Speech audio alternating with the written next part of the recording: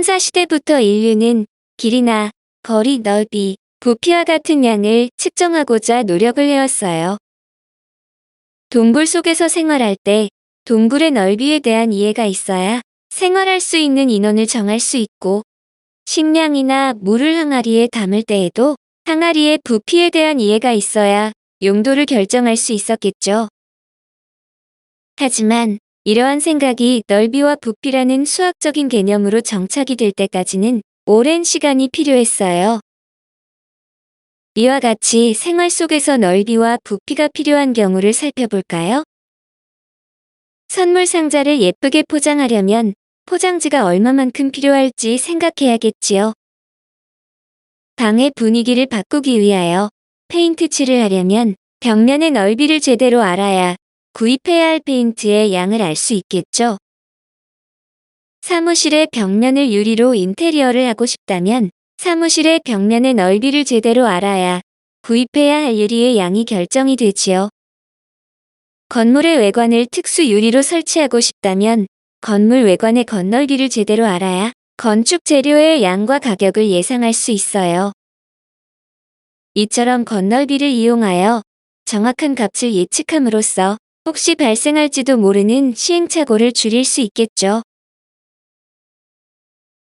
직육면체 모양의 어항에 얼마나 많은 물을 넣을 수 있을까요? 또한 어항의 크기에 따라 기를 수 있는 동물의 종류나 수량을 결정할 수 있어요. 다음 그림과 같은 건물의 공사 현장에서 콘크리트 작업을 할 때 공사장의 공간을 채울 콘크리트의 양이 정확하지 않다면 어떻게 될까요? 이는 부실 공사로 이어져서 대형 붕괴 사고의 원인이 될 수도 있어요. 대형 건물에 있는 물탱크의 크기도 사용하는 인원에 따라 그 용량이 달라져요. 작은 건물에 용량이 큰 물탱크를 설치한다면 낭비가 될 것이고, 큰 건물에 용량이 작은 물탱크를 설치한다면 물이 부족하여 이용하는 사람들이 불편함을 느끼겠죠. 다음 그림과 같이 기름을 저장하는 장소인 유리 저장 시설에서도 연간 사용량, 월간 사용량, 하루 사용량 등의 자료를 이용하여 보관하고 있는 기름의 양을 조절하여 혹시라도 발생할 위험한 사태에 대비해서 관리를 해야 해요. 이처럼 부피를 이용하여 부실 없이 제대로 된 건물이 완공이 될 수 있고, 사용하는 물이나 기름에 대해서도 별다른 걱정 없이 생활할 수 있어요. 이번엔 건널비와 부피의 관계에 대하여 알아볼까요?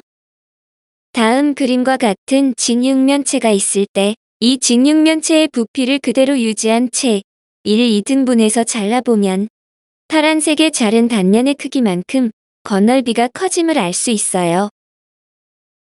마찬가지로 3등분해서 잘라보면 건널비가 더욱 더 커짐을 알 수 있죠. 즉, 한 번씩 자를 때마다 부피는 변하지 않더라도 새로운 면이 생겨나므로 자르면 자를수록 전체의 건널비는 더 넓어집니다. 이와 같은 원리를 이용하면 음식물의 소화 과정이 쉽게 이해가 돼요.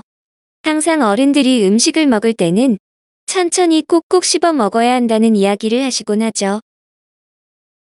같은 양의 음식물을 먹으면 부피는 변하지 않지만 이와 같이 꼭꼭 씹으면 음식물이 더욱더 잘게 부수어지므로 음식물이 소화액과 닿는 부분의 면적이 넓어지고 소화액이 그만큼 더 잘 스며들어 음식물의 소화를 돕게 되기 때문이에요.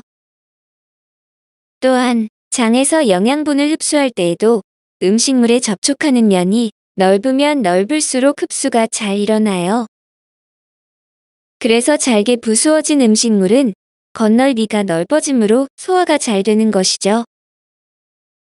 건널비를 최대로 증가시키는 방법에 대하여 알아보면 맹거의 스펀지라 불리는 도형이 있어요. 주어진 0단계의 정육면체를 가로와 세로와 높이로 3등분하면 27개의 똑같은 작은 정육면체로 나누어지고, 각 면의 가운데의 정육면체와 내부에 있는 정육면체를 잘라내면 그림과 같은 1단계의 도형이 됩니다. 1단계에 남아있는 각각의 작은 정육면체에 대하여 이전 과정을 반복하여 진행하면 2단계의 도형이 되며, 이와 같은 과정을 반복하여 만든 도형이 맹거 스펀지가 됩니다. 이러한 과정을 반복할수록 내부에 작은 공간이 생겨나므로 부피는 점점 더 줄어들지만 오히려 겉넓이는 점점 더 넓어지게 되죠. 그래서 맹거 스펀지는 가장 작은 부피 안에 가장 큰 겉넓이를 갖는 도형이 되어서 무엇이든 쉽게 빨아들이는 구조가 됩니다. 이와 같이 최소의 부피에 대하여 최대의 겉넓이를 지니는 물질이 있는데 대표적으로 수치예요. 순 1g의 조각이 무려 200에서 400제곱미터의 겉넓이를 지닌다고 해요. 보통 아파트 한 채의 넓이가 99제곱미터임을 생각하면 순 1g은 아파트 한 채 이상의 겉넓이를 갖고 있는 것과 같아요. 이처럼 독특한 기능을 가진 재료는 그 겉넓이가 크면 클수록 더 많은 기체나 액체를 겉면에 달라붙게 함으로써 습기를 빨아들이거나 오염 물질을 흡착시켜서 이들을 제거하는 역할을 할 수 있어요. 그래서 제습기나 공기청정기에 이러한 재료를 이용하면 그 효과는 더욱 더 커지게 됩니다. 독가스, 세균 등의 유독물질의 흡수를 막기 위해 사용하는 방독면에도 이와 같은 원리의 필터가 있어서 위험 물질로부터 우리를 안전하게 지켜줄 수 있어요.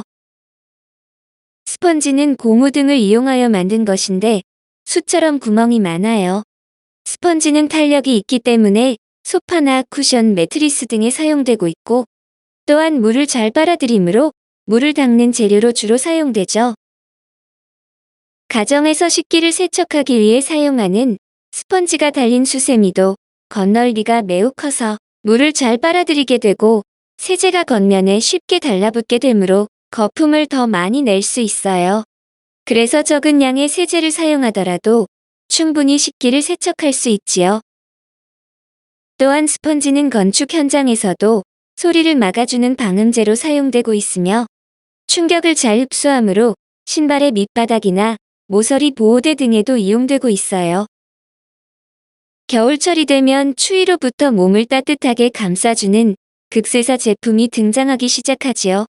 매우 가는 실이라는 뜻을 가진 극세사도 사이사이에 많은 공간이 있어서 가벼우면서도 보온성이 아주 뛰어나죠. 같은 면적에 대하여 표면적이 더 넓기 때문에 다른 섬유보다 수분을 잘 흡수하고 또한 섬유 간의 간격이 매우 좁아 모세관 현상이 나타나므로 매우 빠르게 수분을 흡수한다고 해요. 1980년대까지는 극세사의 단가가 비싸서 주로 의류를 만드는 데 사용되었고 이후 1990년대 들어 극세사의 여러 특징을 개발하면서 각종 클리너와 목욕용품 등에 사용하게 되었어요. 그러다 2000년대 이후부터 미세먼지를 닦아낼 수 있는 장점 때문에 반도체 와이퍼나 첨단 전자제품 클리너로도 사용되고 있어요. 끝으로 스펀지와 같이 오염 물질을 잘 흡수하는 성질을 이용하여 지구의 환경을 개선시키는 역할을 하기도 해요. 공장이나 화력발전소에서 발생하는 대량의 이산화탄소를 거두어들여 보관하는 기술이 더욱더 중요해지고 있어요. 지구온난화의 문제가 주목을 받게 되면서 그 주된 원인이 되는 이산화탄소를 흡착할 수 있는 신물질인 아민 제올라이트 복합체가 개발되어서 전 지구적인 환경 문제의 해결에도 큰 힘을 보태고 있어요.